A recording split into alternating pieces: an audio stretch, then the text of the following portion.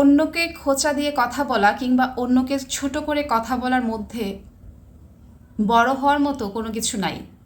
হয়তো আপনি কারো থেকে বয়সে বড় হতে পারেন কিংবা আপনার হয়তো অনেক বেশি টাকা পয়সা অনেক কিছু থাকতে পারে, কিন্তু আপনি যদি কাউকে কথা দিয়ে আঘাত করেন, তাকে ছোট করেন কিংবা কোনোভাবে তাকে অপমানিত করেন, বিশ্বাস করেন এই মানুষটার কাছে কোনো দিনও আপনি মন থেকে রেসপেক্ট পাবেন না।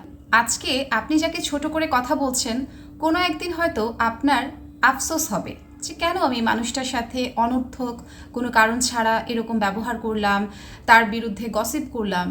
কোনো না কোনো সময় আপনি বুঝতে পারবেন যে আপনি কতটা রং। আর আপনার হয়তো অনেক ড্রেস আছে, অনেক শাড়ি আছে, অনেক গহনা আছে, অনেক কিছু থাকতে পারে।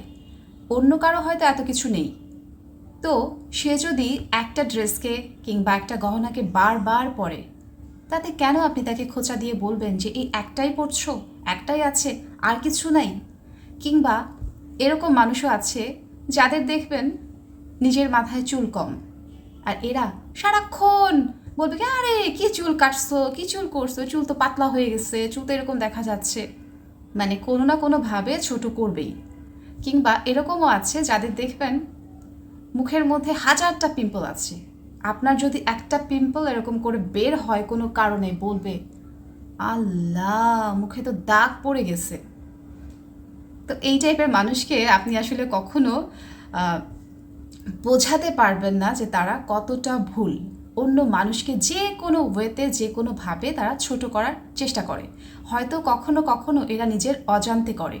এই মানুষগুলো যে মানুষ হিসেবে খারাপ এরকমটা না, কিন্তু এই মানুষগুলো হচ্ছে মানুষকে ছোট করতে পছন্দ করে। অন্যকে ছোট করে এরা ভাবে যে এরা নিজেরা হয়তো অনেক বড় কিছু হয়ে গেছে। না, অন্যকে ছোট করে কখনোই মানুষ বড় কিছু হতে পারে না।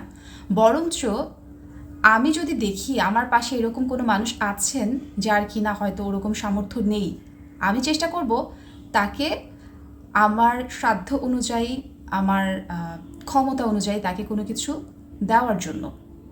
আমি যদি দেখি কোনো একটা মানুষের মাথায় চুল কমে গেছে, আমি কখনো তাকে তার এই মাথায় চুল কেন কমলো, তার কি হলো, এইসব নিয়ে আমি কথা বলবো না। আমি সবসময় চেষ্টা করব যে এই মানুষটা যেন কোনোভাবে আমার কারণে কথা থেকে আঘাত না পায়, আমি সেটাই চেষ্টা করব।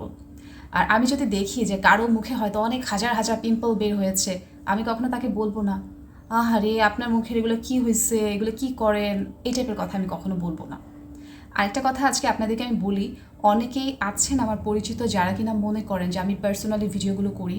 প্লিজ আমি আপনাদের কাছে বলছি যে আমি কখনোই আমার নিজের ব্যক্তিগত জীবন নিয়ে আমি ভিডিও এখন পর্যন্ত একটা ভিডিও আমি ক্রিয়েট করিনি। আমি যেগুলো করি এগুলো আমি আমার আশেপাশে দেখি কিংবা সোশ্যাল মিডিয়াতে অনেক গল্পের মধ্যে আমি দেখি যে মানুষের জীবনের বিভিন্ন রকম ঘটনা থাকে।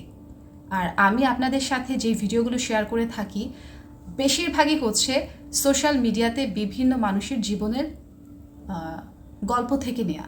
অনেক সময় দেখা যায় যে অনেক গার্লস গ্রুপে কিংবা দেখা যায় যে টাইমলাইনে অনেকগুলো গল্প চলে আসে।